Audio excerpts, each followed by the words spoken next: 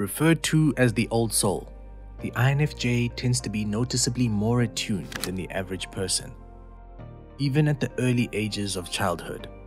However, through the years of lessons, challenges, mistakes, and creating mental habits, if they play their cards right, this wise personality type has the ability to grow into a much more advanced version of themselves.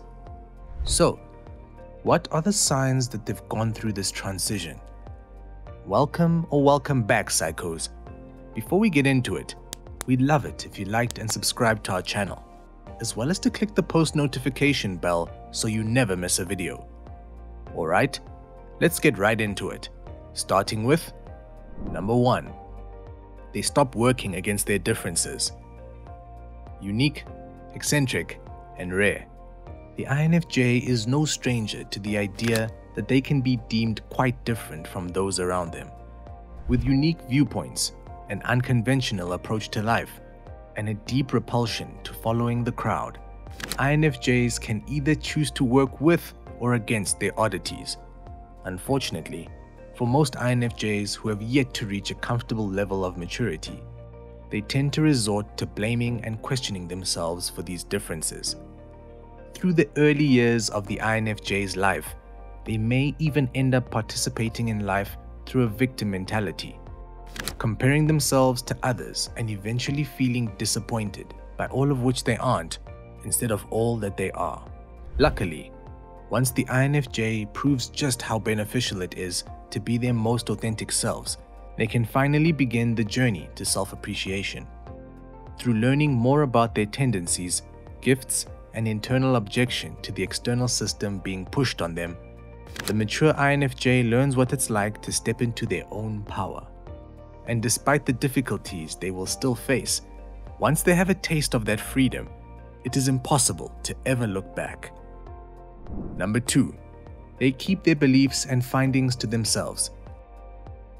INFJ curiosity is one of their most valuable traits, allowing them to delve into a topic and only stop once they've gathered every piece of information. However, when the INFJ first begins to uncover the answers to the deep questions they have, they can feel obliged to share their discoveries with other people. In fact, this is one of the great things about having this uniquely imaginative creature in your social circle. However, it's only a favorable trait when they know how to use it.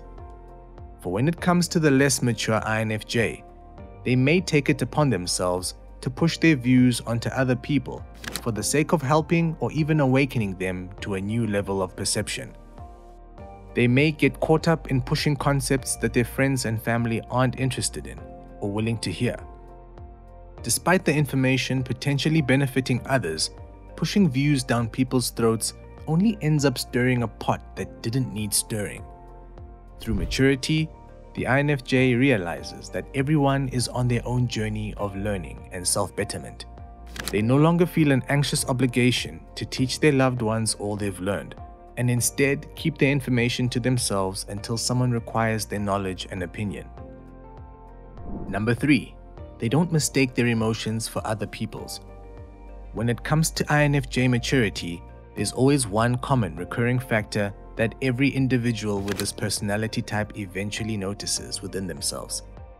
Rooted within a struggle each INFJ has undergone continuously throughout their childhood, adolescence, and early adulthood, the officially mature INFJ will stop taking on others' emotions as if they were their own. With high levels of empathy due to their extroverted feeling function, this type can understand people and their feelings on a deeper level.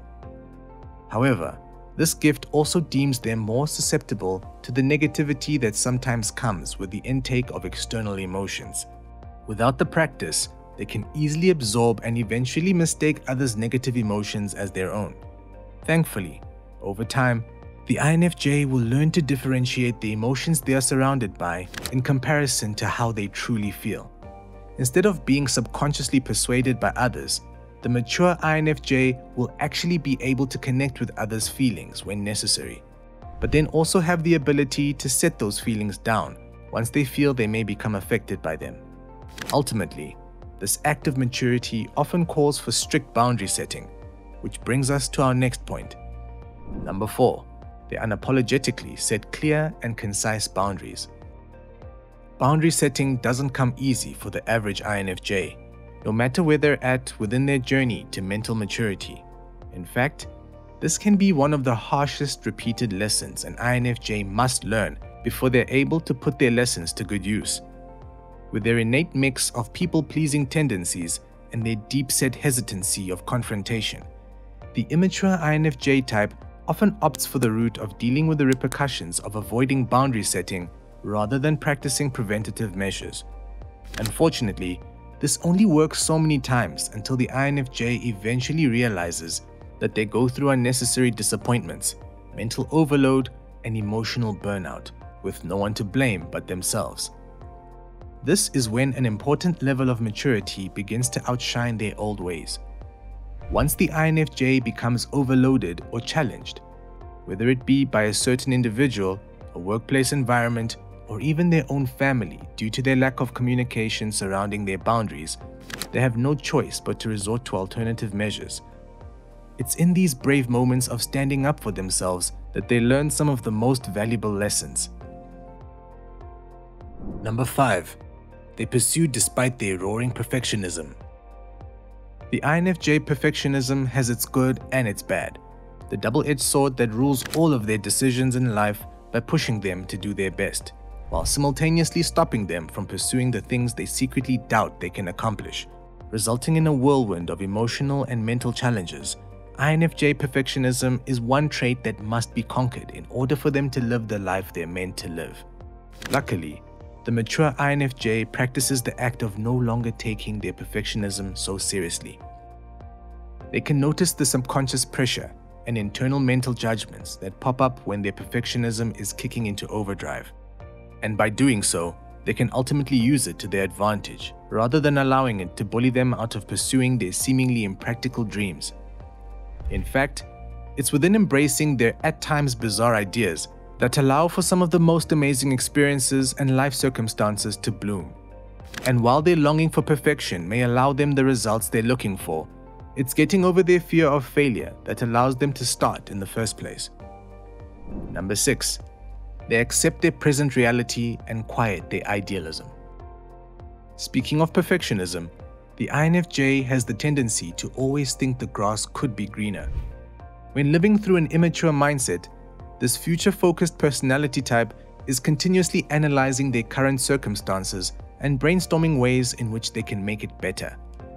Not only does this approach make it difficult for the INFJ to appreciate what they have in the moment, but it also has the unfortunate tendency to fuel their underlying idealism.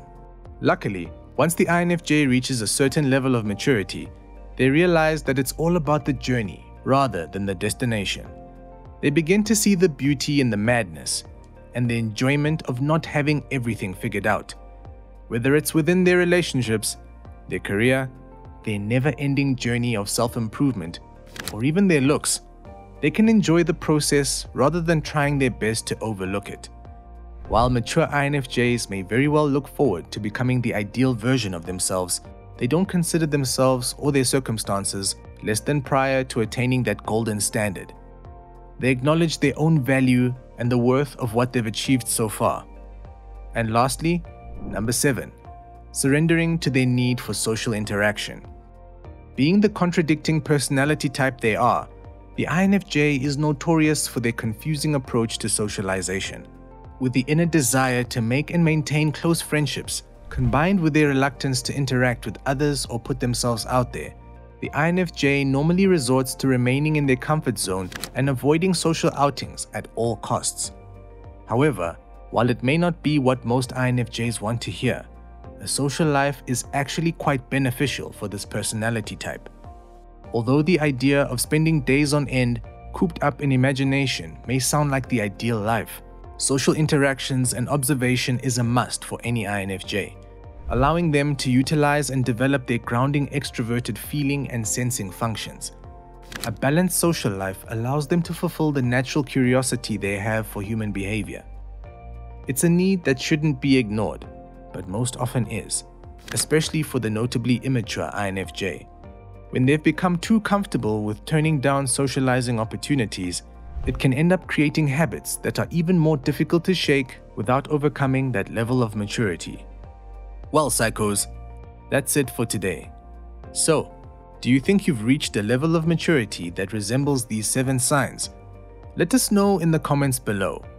Also, make sure to leave us a like, share with your friends, and subscribe to our channel so that you never miss a video.